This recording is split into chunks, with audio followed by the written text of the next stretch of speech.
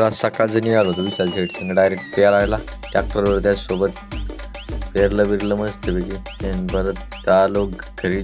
एक झोप बीप काढली, जरा दिवसभर झोपून होतं, दुखत होतं, त्याच्यामुळे ब्लॉग पण लेट येत होते. तिथून पुढं आलो कथेला. मस्तपैकी भाजनात सगळे जी लोक होती ती नाचत होती एकदम भाजनात. 2-3 हजार पब्लिक राहते रोजची कथेला. 2-3 नाही म्हणता येणार, पण 2,500 पब्लिक 100% रात्रीच काही झालं तरी. महाराज त्यांच्या मधुर वाणीतून कीर्तन सांगत असते, भजन वगैरे एकदम क्वालिटी विषय झाला. तिथून पुढं आलो डायरेक्ट आपल्या जेवणाच्या हॉलकडं. करण शेट जेवायला बसले होते, करीत होते, डोकं दाखवत होते, टकलं त्यांचं. तिथून पुढं आलो पुढं आला सिद्धू डायरेक्ट तोंडच झाकून घेत होता, दाखीत नव्हता. त्या बी तोंड दाखीत होता. तिथून पुढं साधून डायरेक्ट वजनात लाईक करा म्हणले. तिथून पुढं आलो इकडं घोडके म्हणत होतो लाईक करा.